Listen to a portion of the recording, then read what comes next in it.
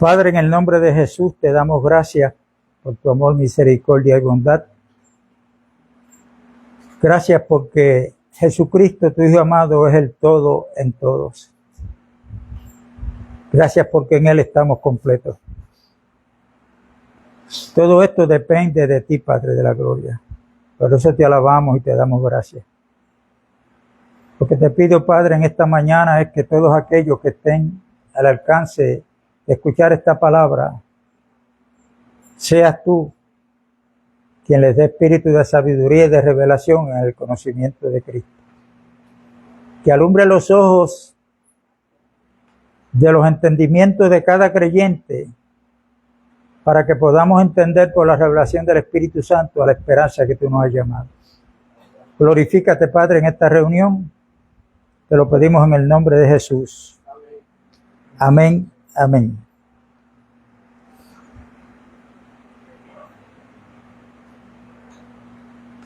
Antes de comenzar, voy a dar un saludito a Neftali Pérez. Lo conocí ayer en Bayamón. Tiene el mismo apellido mío. Y un saludo a Tito y a su esposa Elizabeth, que tanto yo como los hermanos aquí, la iglesia local, está esperando que nos diga el número de vuelo para regresar a Puerto Rico y la fecha.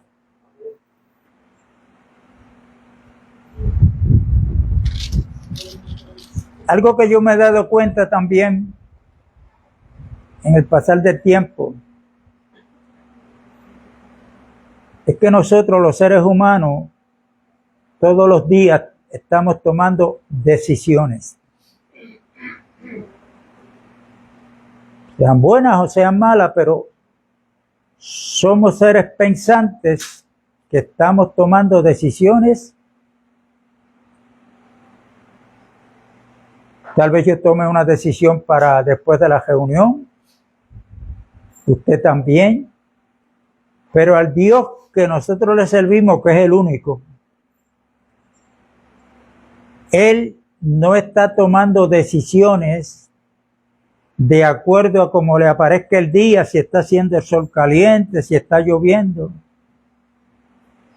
sino que lo que Él está llevando a cabo, Él lo planificó antes de la fundación del mundo. Dios no está buscando hoy a ver qué puede hacer. Ya Él tiene un plan establecido. Y hago énfasis en esto porque me he dado cuenta, igual que nosotros en cierto momento, si nosotros como muchos creyentes, muchos pastores, no conocen ese plan, no van a estar ministrando bien.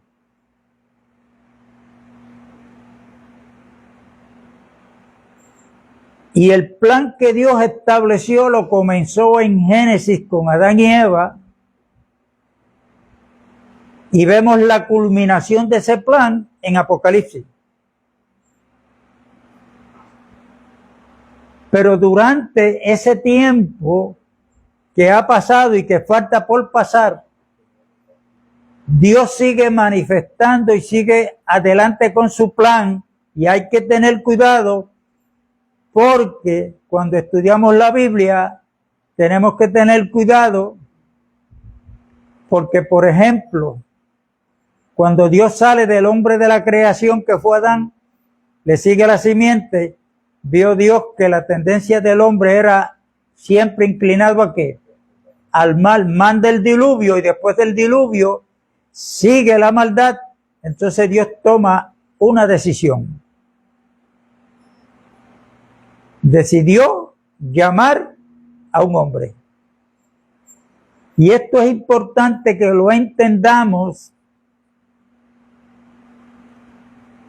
porque el tiempo de Abraham cuando Dios lo llamó era la verdad presente para Abraham, no para nosotros. diferentes situaciones, culturas diferentes, una promesa que Dios le da a Abraham. Pero en esa promesa, que la vamos a leer en Génesis capítulo 12, ahí Dios nos incluyó a nosotros los gentiles. Y dice así, capítulo 12 de Génesis. Pero Jehová había dicho a Abraham, fíjense que eso está en pasado. Ya Dios le había hablado a Abraham. Había dicho a Abraham, vete de tu tierra y de tu parentela y de la casa de tu padre a la tierra que te mostraré. Abraham vivía en Ur de los Caldeos. La cultura de ellos, como no creyentes, era hacedores de ídolos porque eran idólatras. Eso fue lo que le enseñaron los padres de Abraham. Por eso, cuando usted lee en el capítulo 11, a quien Dios le dijo que saliera de su tierra y de su parentela, fue Abraham. Pero en el capítulo 11 vemos que quien sacó a Abraham de Ur de los Caldeos, ¿quién fue? Su padre Taré. Llegaron a Harán, iban de camino, y allí Abraham no pudo seguir hacia adelante hasta que su padre Taré murió en Harán. Allí hubo una demora. Y estamos relacionados porque con Abraham en dos formas. En que Abraham fue llamado por Dios, no fue que Abraham cayó de rodillas y le pidió a Dios nada. La iniciativa en el plan de Dios la toma Dios, no el hombre. Y cuando dice que Dios llamó a Abraham, en eso nos tenemos que relacionar. ¿Por qué? Porque Pablo dice en 1 Corintios 1:9, fiel es Dios por el cual fuiste llamado a la comunión con su amado Hijo Jesucristo. Abraham fue llamado, nosotros hemos sido llamados por medio del Evangelio de parte de Dios, nos predicaron el Evangelio, entonces Dios un día en cada uno de nosotros cumplió lo que dijo Cristo en Juan 14. Cristo dijo, nadie puede venir a mí si el Padre que me envió no le trae. Y yo le resucitaré en el día postrero. Hago énfasis en esto porque cada uno de nosotros debemos de entender que Dios no comparte su gloria con nadie. Si estamos ahora en la verdad que es Cristo, es porque Dios nos llamó. Nos eligió, como dice Romanos 8 y verso 28, a los que aman a Dios. Todas las cosas les ayudan a bien. Esto es, a los que conforme a su propósito fuimos llamados. Eso que quede claro, no al propósito mío ni suyo, al propósito de Dios. Esto tenemos que estudiarlo a la luz de la Escritura, porque Dios está desarrollando su plan con un propósito. Por eso cuando venga un profeta por ahí, que usted en algún sitio y le diga, Dios tiene un propósito contigo, pregúntale, pero ¿cuál es el propósito? ¿No me deja a mitad?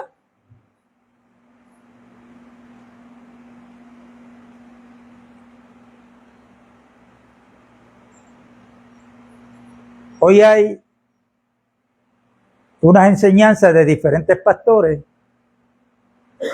que ellos dicen que el último apóstol fue Pablo. Que en esta época, después de Pablo, ya no hay apóstoles. Pero en otro tiempo lo hubo. Sí. Entonces usted tiene que ir a Efesios 4. ¿Cuál es el propósito de parte de Dios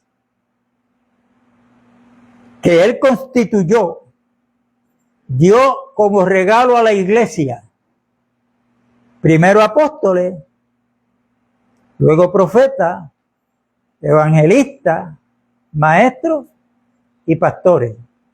5 funciones. Mírenme en la mano mía.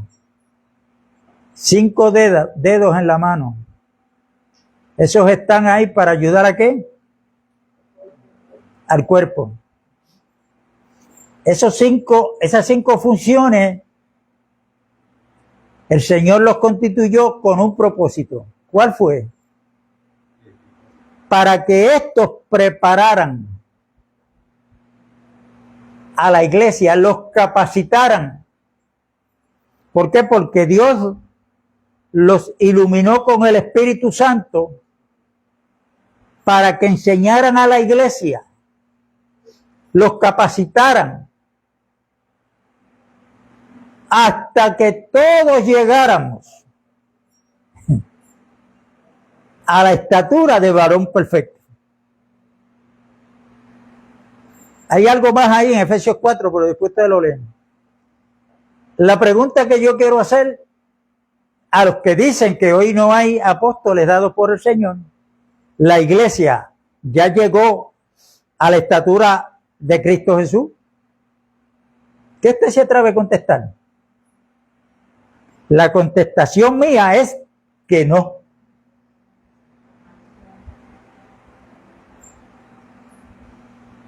Pues si no hemos llegado a donde Dios quiere llevar a la iglesia, esas 5 funciones tienen que estar funcionando en la iglesia. De que el cuerpo de Cristo se ha dividido y desconocen muchas cosas, y hoy la mayor parte, un 97% de los pastores están andando conforme a la carne y no conforme al Espíritu. Pues eso no se puede dar en una denominación, en una secta religiosa, porque ahí la figura que prevalece como el ungido de Dios es el pastor, nadie más. Porque esto es como el efecto dominó. El 4º siglo en adelante, ponga las fichas del dominó una tras de la otra. Si usted le da a la última, ¿qué pasa? Que se siguen dando una a la otra, y siguen hasta que caen todas. Pues los errores que comenzaron en la iglesia se han seguido multiplicando. Y hoy tenemos lo que tenemos, un laberinto. Hoy está Babilonia en su máxima expresión. Confusión, que es lo que hay. Y cuando usted le habla a los líderes que son los responsables, como yo lo he preguntado, ¿usted cree que la iglesia está dividida? Me dicen sí. Entonces le digo, muy bien, estamos de acuerdo. ¿Cuál es la razón de la división?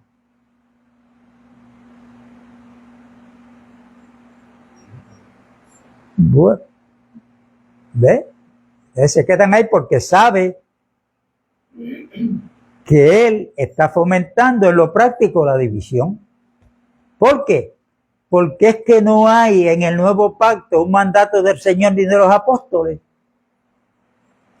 para que le compremos un terreno al Señor y le hagamos una casa. Porque la casa de Dios, quien está comprometido a edificarla, ¿quién es? Jesucristo, y eso está en Mateo 16, verso 18.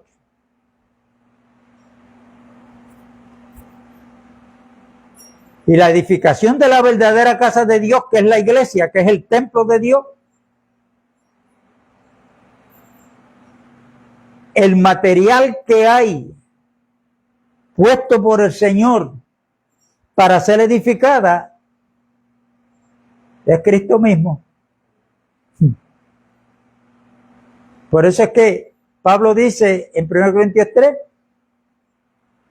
que algunos van a edificar con madera, a sobreedificar con madera, heno y hojarasca. Eso es terrenal y es temporero. Pero hay otros que vamos a edificar en oro, plata y piedras preciosas. ¿De qué habla el oro? Aunque ya yo lo dije y usted lo sabe, pero a mí me gusta repetir. El oro está hablando de que el creyente, tanto hombre como mujer, comienza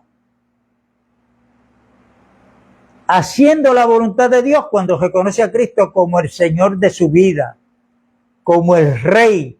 Él es el que manda, Él es el que sabe y Él es el que puede. No como Salvador, como Rey, Kyrios. Para los romanos, el César era el Kyrio, era el Señor. Para nosotros los creyentes y de aquella época que murieron muchos por eso, cuando venía el saludo, el César es el Señor, y yo le dije, te equivocaste. Jesucristo es el Señor, o sea, el dueño de mi vida es Cristo. Él es el que manda, Él es el que puede.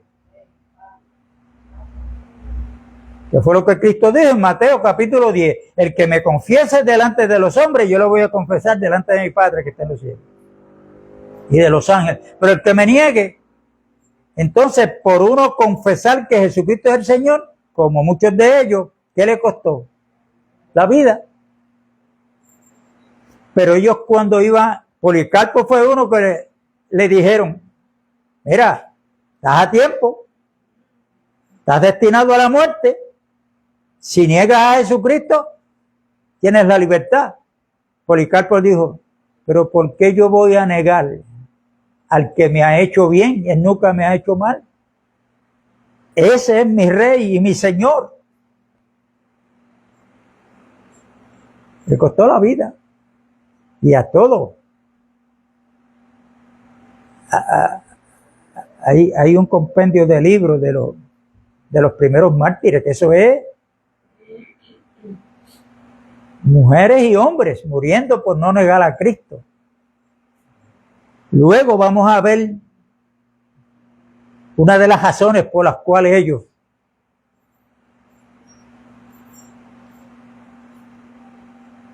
estaban dispuestos a morir por Cristo.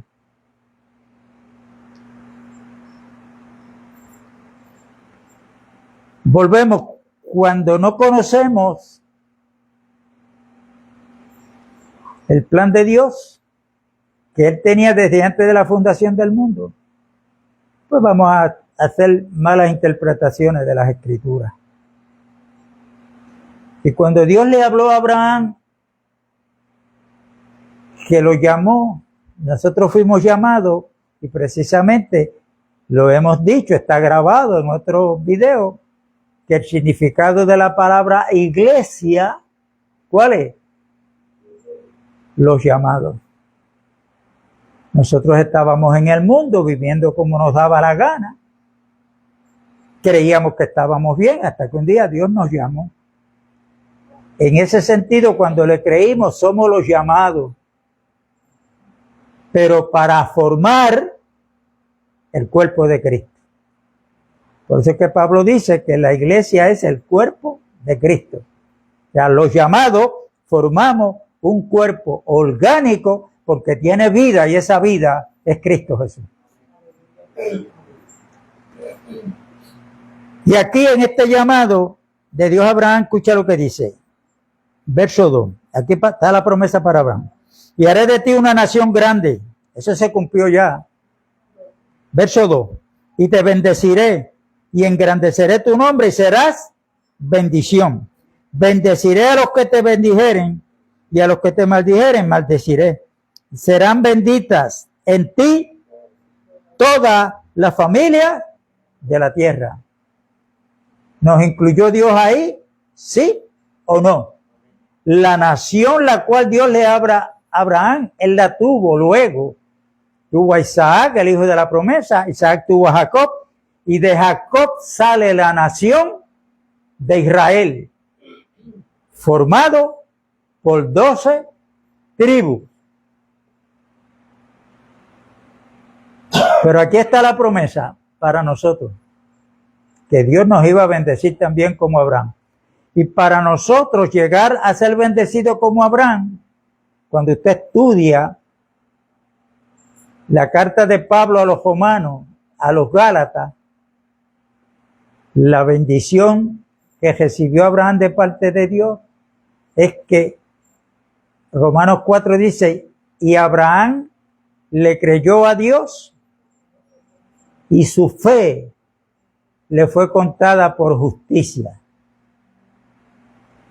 Pablo, cuando escribe a los Gálatas en capítulo 3, dice que los creyentes, que los de la fe, somos bendecidos con el creyente Abraham.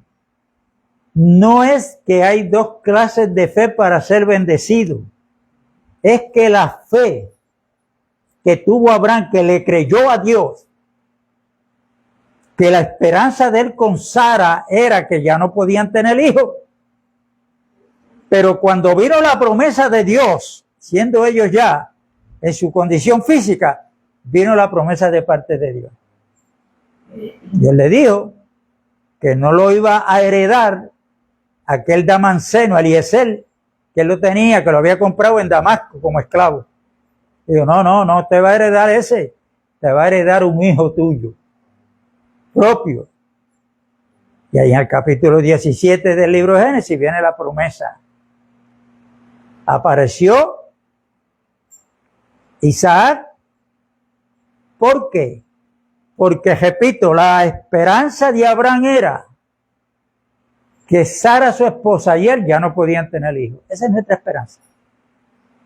Pero cuando vino la promesa de parte de Dios, ahora él tiene esperanza en lo que Dios le dijo, y con esa esperanza va en contra de la que él tenía. ¿Cuál de las dos venció? Cuando le creyó a Dios. Por eso es que en Romanos 4 dice, y creyó Abraham en esperanza contra esperanza. Y su fe le fue contada por justicia. Por eso es que nosotros tenemos que ver esa promesa, que la bendición de Dios está basada en una promesa, no en algo que yo haga para merecérmela. Por eso es que en el libro de Efesios capítulo 1 y verso 3 dice, a los creyentes, a los que hemos nacido de nuevo, dice que Dios nos bendijo, en pasado, con toda bendición espiritual en los lugares celestiales en Cristo Jesús. Hermano, usted no puede pedirle a Dios, Señor, bendíceme, pero si es que ya Dios no tiene más bendiciones que darnos. Nos las dio todas. Pero ¿dónde están? Si las busca fuera de Cristo, ahí es el problema. Están en Cristo. Y otra cosa, porque muchos se están dejando llevar por muchas profecías que inclusive están en la Biblia. No, porque Dios me prometió. Pero hay que tener cuidado, porque Pablo, cuando escribe en su segunda carta a los Corintios, capítulo 1, verso 20, dice que todas las promesas de Dios son en Cristo. Sí, y a eso nosotros tenemos que decirle, así es, amén. Así que cuando usted vea una promesa de Dios, el cumplimiento de esa promesa la encontramos en Cristo.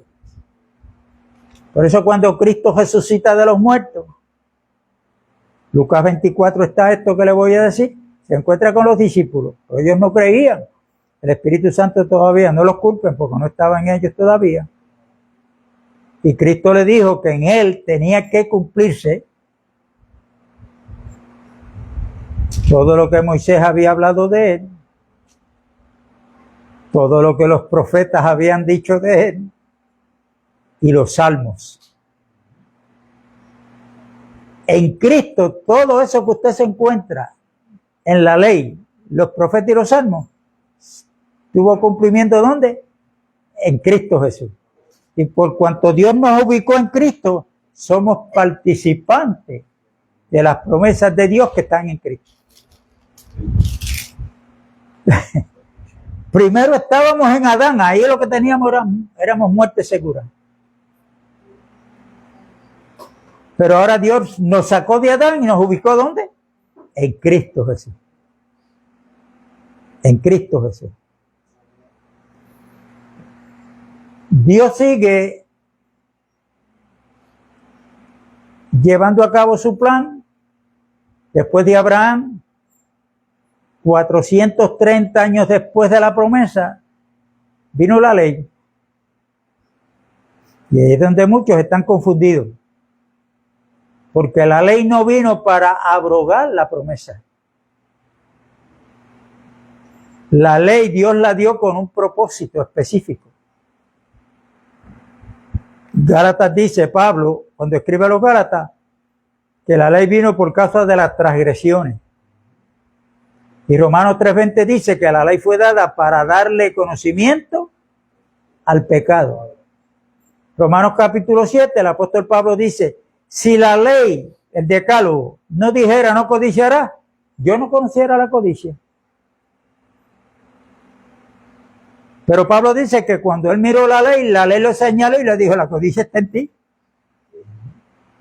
No es en la ley, es en nosotros. Porque el hombre no sabía, el ser humano no sabía que en él había algo que Satanás lo había inyectado por la desobediencia de Adán, que lo separaba de Dios, que se llama pecado. Y aún todavía usted le habla a mucha gente, bueno, yo soy una persona buena, yo comparto lo que tengo con el prójimo, yo no le hago daño a nadie, justificación propia. Y la Biblia dice que Dios lo encejó todo bajo pecado. El pecado no es lo que tú haces ni yo hago. El pecado es la naturaleza caída que está en cada uno de nosotros. Por eso tenemos que entender que en nosotros los creyentes hay dos naturalezas. Después que nos convertimos a Cristo. O andamos en la carne, o andamos en el Espíritu. ¿A cuál de los dos vamos a obedecer? Entonces, fue lo que Pablo dijo en Romanos 7, pero yo no me explico qué es lo que me pasa, porque lo que no quiero hacer es lo que hago. Entonces él sigue ahí hablando de la queja esa que él tenía y dice, espérate, que no soy yo. Es el pecado que mora en mí. Y esto como que las sectas religiosas quieren hacer a uno tan santo y tan santo y tan santo, que hay temas bíblicos que el pastor no se atreve a enseñarlo. Porque la santidad, yo recuerdo cuando yo me convertí, la palabra santidad estaba a flor de labio de los predicadores. Pero ¿a quién se lo aplicaban? A las hermanas, a las mujeres. Porque la santidad era que no se podían poner pantalla, no se podían poner lápiz de labio, no podían usar pantalones. Qué lejos están de lo que es la santidad. Otro día vamos a profundizar en eso.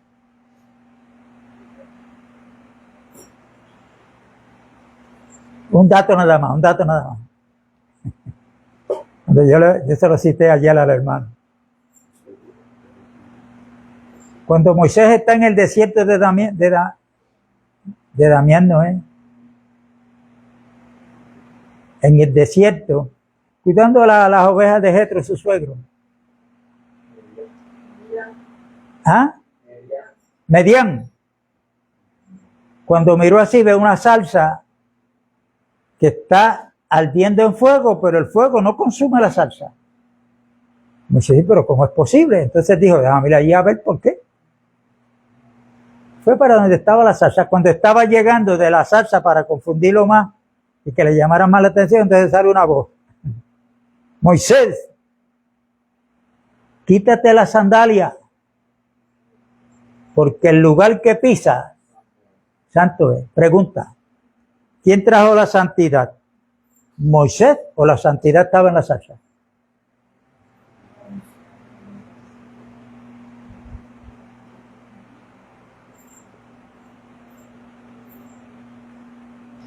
Y hay tanta confusión que tenemos que tener mucho cuidado a quién escuchamos. ¿Ok? Me refiero en cuanto a la administración de la palabra de Dios. Y con esto Tengan cuidado porque yo no me quiero dar brillo.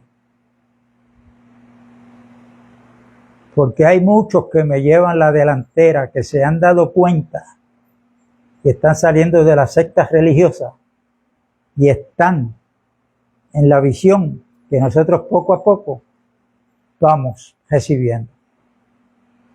Aquí en Puerto Rico, miren, Cabo Rojo, hay un pastor.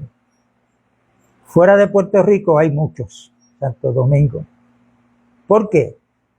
Porque una de las cosas que creemos es que Cristo vuelve. No sabemos el día ni la hora, pero Pedro en Hechos 3:21 dice, es necesario que los cielos retengan a Cristo hasta la restauración de todas las cosas. La palabra restauración lo que quiere decir es poner algo que perdió la forma original, pero Dios la quiere poner en su estado original. Pregunta, la iglesia del siglo XXI, ¿la podemos ver que es igual que la del libro de los Hechos?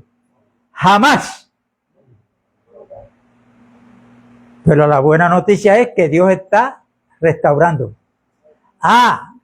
Que no todos van a aceptar la restauración, eso es otra cosa. Pero yo creo que nosotros la hemos aceptado. Y ver qué conlleva ser restaurado en la voluntad de Dios.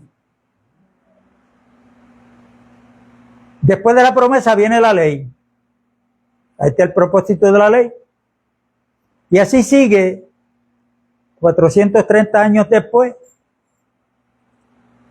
La ley habló de Cristo. Moisés se lo dijo, Dios levantará un profeta igual que yo en medio de ustedes. A él van a oír y el que no escuche la voz de ese profeta será desarraigado del pueblo. Y ese profeta a quien se refería a Moisés, ¿era quién? A Cristo. A Cristo. Y usted sigue leyendo la Biblia, usted va a encontrar que después vino Josué muere, viene el libro de los jueces, donde cada cual hacía lo que le daba la gana porque no había rey en Israel. Entonces Dios levanta a Samuel y por ahí usted sigue como Dios con diferentes personas en diferentes lugares, diferentes planes. Dios sigue adelante con su plan, pero el propósito es el mismo. ¿Cuál era el propósito de Dios? Hasta que llegamos a Mateo, porque Malaquías es el último libro del Viejo Testamento.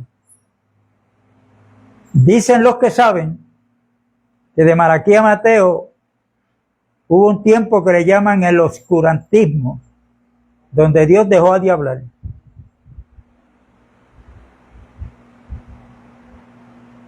Hay que tener cuidado en que Dios dejó de hablar, no hay profeta, no hay nada. Que Dios no dejó de actuar. Porque si usted quiere saber lo que Dios estaba haciendo durante esos 400 años, pues léase el libro de los Macabeos. Primera y segunda de los Macabeos. Dios sabía que el evangelio tenía que llegar a todo el mundo, pero para los tiempos cuando vino Cristo, no había comunicación. Eran caminos estrechos, peligrosos. De hecho, Roma tenía un camino que por ahí tenía que pasar todos los que querían llegar a Roma. Y en la orilla de ese camino tenían unas cruces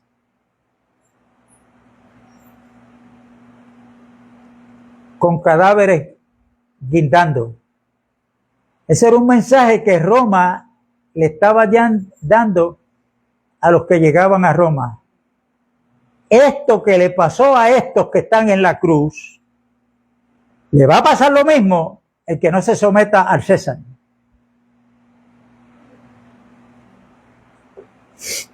Esa es la historia.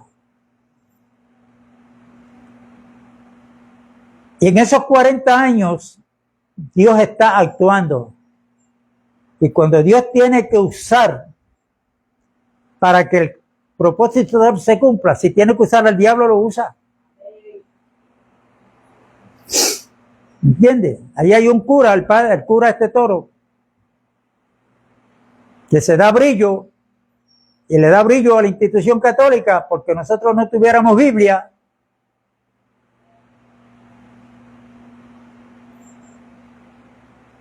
Porque la interpretación de la Biblia, del original, era en griego el Nuevo Testamento y en hebreo el Viejo, quien lo tradujo al latín fue un sacerdote católico,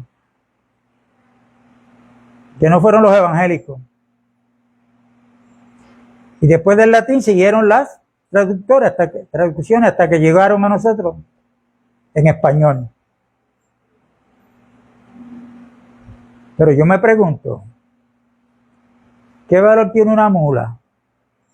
Era un animal inmundo. Sin embargo, Dios lo usó para refrenar la locura de un profeta llamado Balaam. Cuando usted va a los animales inmundos, usted va a ver que el cuervo es un animal inmundo que vive de carroña. Y cuando Dios mandó a Elías que se metiera en un arroyo por allá en un lugar, ¿quién le llevaba comida? Dios usó un cuervo para que le llevara comida. Pero el propósito de Dios sigue siendo el mismo. Así es que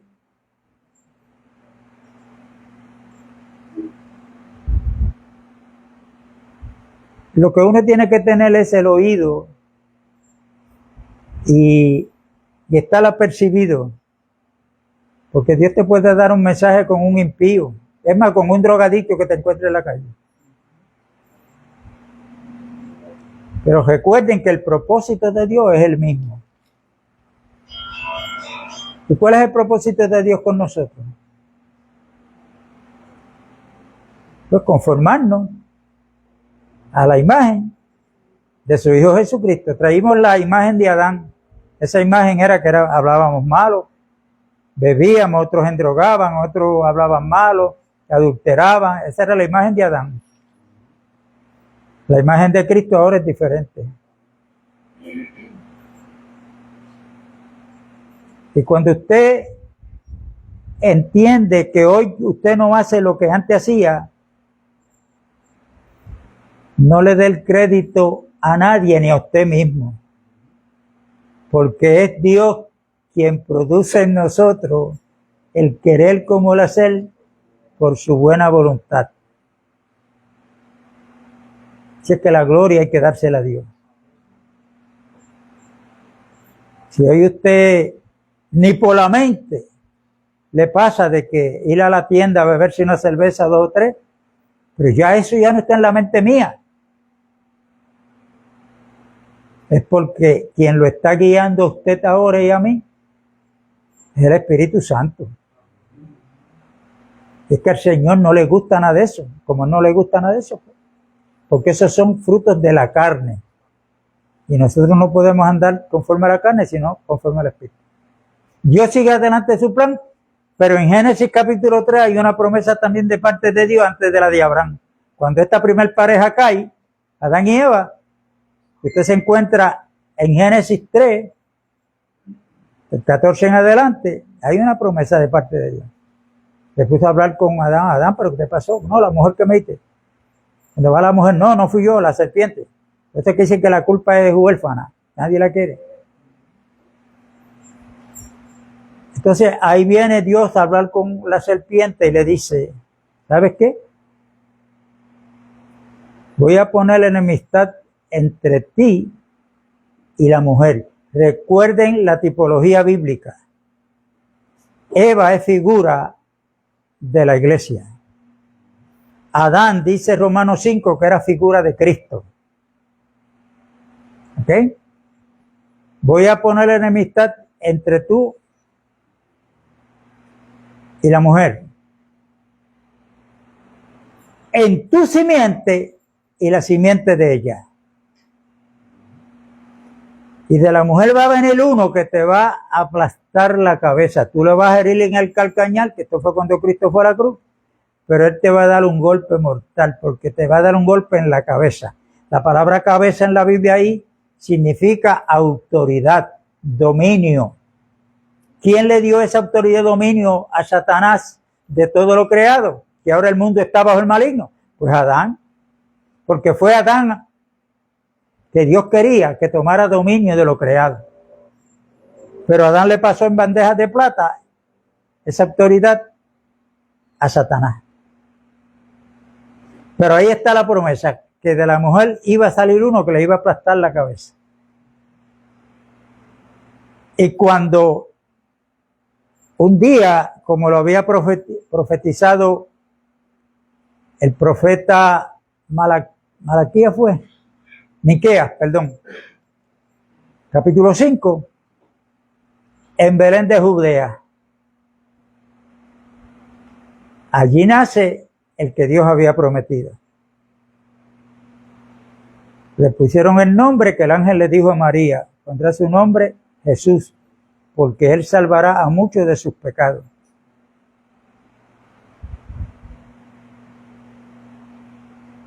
Cuando vienen los magos de Oriente, preguntan, Herodes reinaba en un lugar político,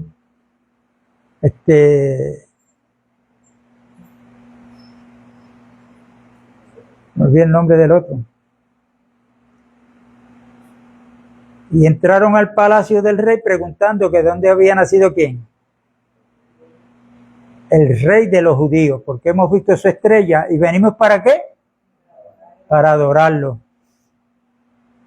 Herodes se turbó y le dijo, vayan, cuando lo encuentren, regresan y me dicen dónde es que está para yo irlo a adorar también. Ya Satanás estaba influenciando en Herodes para matar a Cristo antes que fuera a la cruz, porque Satanás sabía que ese era el que le iba a dar el golpe mortal. ¿Ok? Cuando fueron donde Cristo, ellos le llevaron 3 regalos, oro, incienso y mirra. El oro, reconociendo que el que está ahí, que ha nacido, es el rey.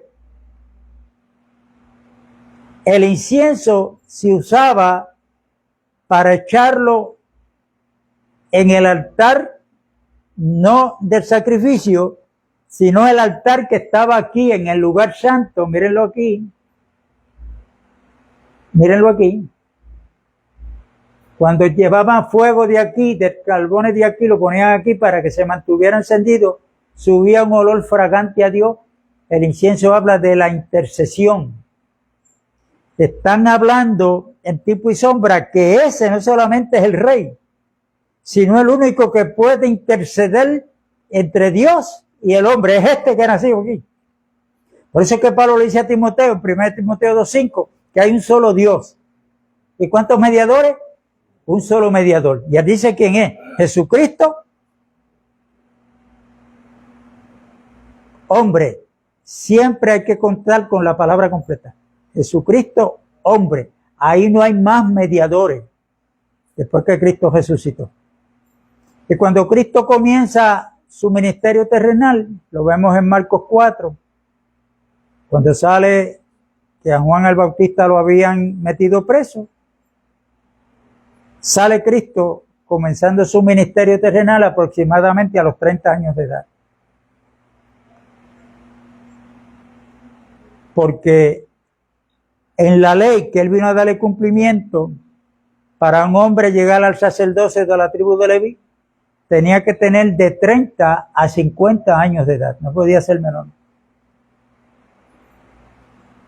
Por eso es que Cristo comienza su ministerio terrenal a los 30 años de edad. ¿Y qué fue lo que él dijo por primera vez? El tiempo se ha cumplido. Arrepentidos y creed al Evangelio, porque el reino de los cielos se ha acercado. Quiere decir que no estaba. El que estaba era el imperio de Satanás.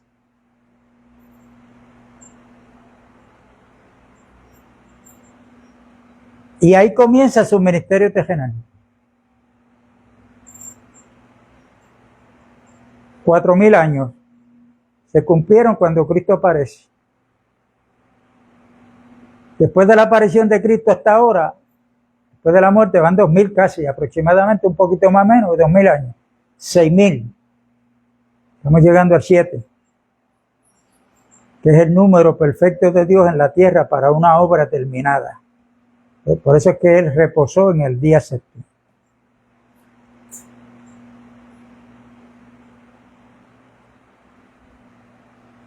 Jesucristo, en la hora indicada, porque Él lo hizo saber antes, por ejemplo, en la boda de Caná, María le dijo, no tienen vino, se le acabó, y Él le dijo, mujer, ¿qué tienes conmigo? Mi hora no ha llegado. En otra ocasión querían, ¿a qué hora se refería a Cristo ahí? Que Él sabía que tenía que ir a la cruz. Que no resolvía el problema multiplicando el agua en vino. Era ya en la cruz.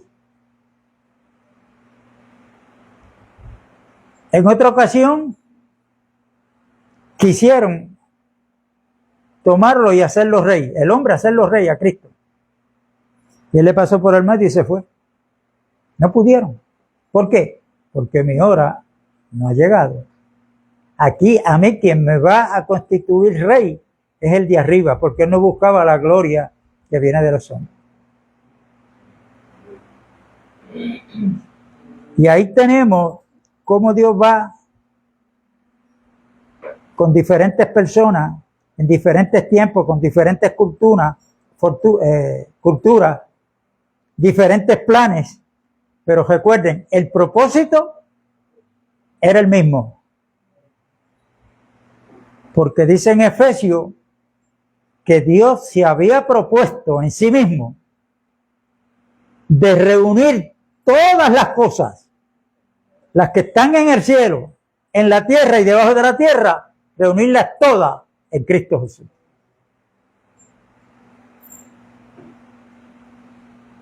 No en una secta religiosa, en Cristo Jesús.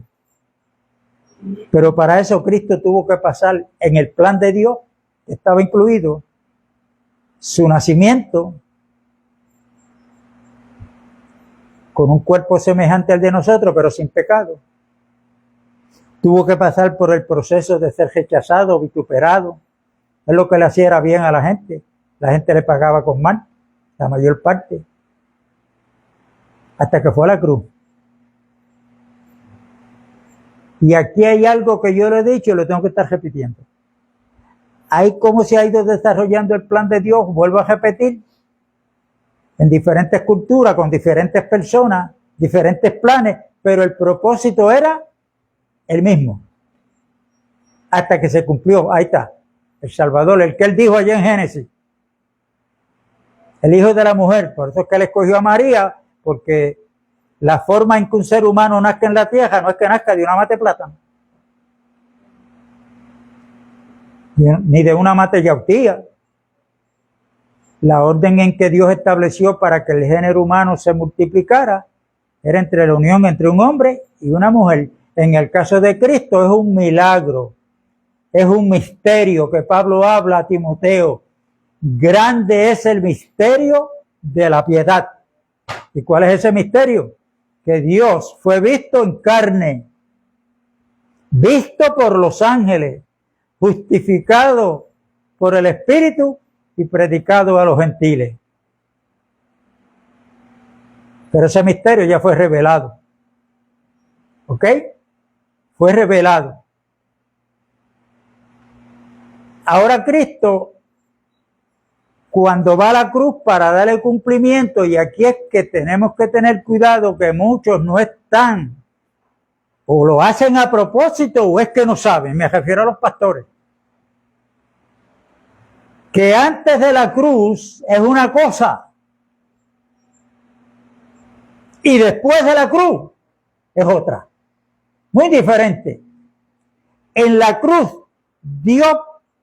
Cristo dio por terminación a la vieja creación. Y todo lo que estaba incluido en la vieja creación, el judaísmo, el sectarismo, todo, Él le dio fin ahí en la cruz. Pero cuando Cristo resucita, es que tiene la vigencia el nuevo pacto, que es el pacto del Espíritu, no de la letra, o sea, no de la ley, porque la letra mata, mas el Espíritu vivifica. Eso está en 2 Corintios capítulo 3. Nosotros estábamos muertos porque nuestro espíritu estaba muerto por causa del pecado. Cuando nos convertimos a Cristo, el Espíritu Santo le dio nueva vida a nuestro espíritu y ahora vamos entendiendo las cosas espirituales. Antes no las entendíamos. Ahora yo voy caminando, espérate, a ese lugar yo no debo ir, a menos que Dios no me mande. Todo esto es un cambio. Entonces, después de la cruz, es la vigencia del nuevo pacto, donde Cristo es el único que hizo un testamento con el Padre y el Padre con él. Donde en ese testamento está todo lo que Dios nos ha dado. Y ese testamento no está puesto en unas páginas de un libro que se llama la Biblia.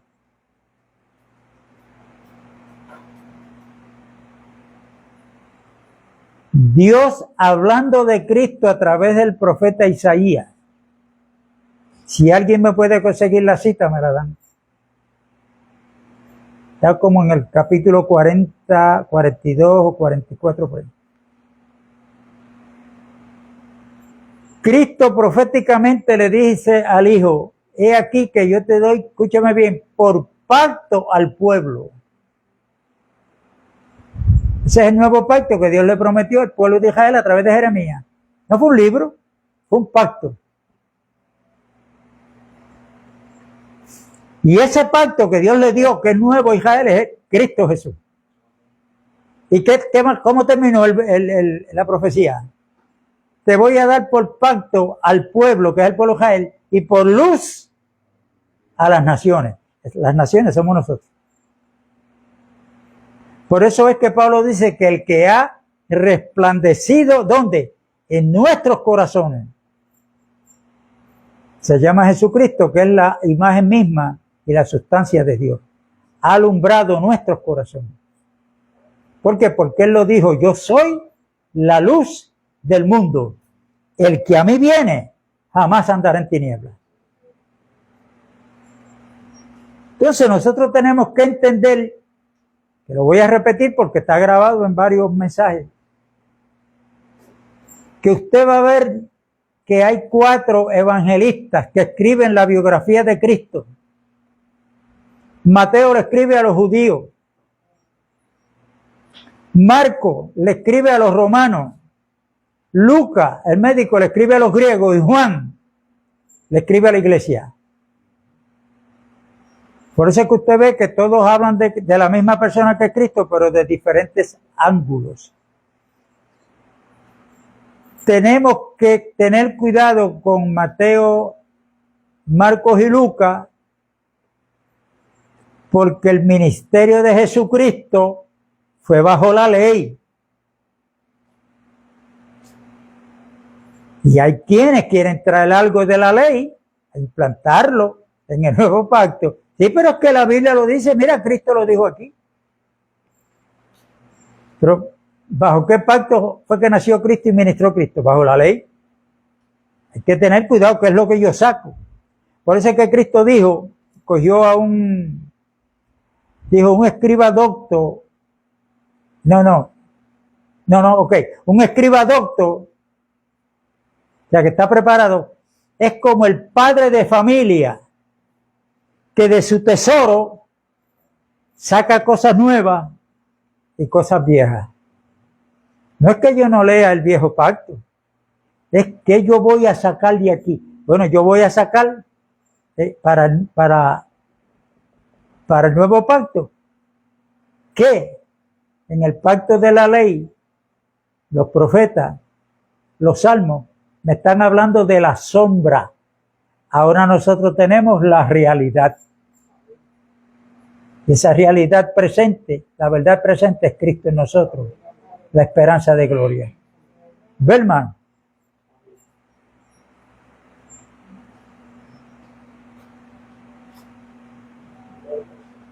Y tanto cuidado que hay que tener.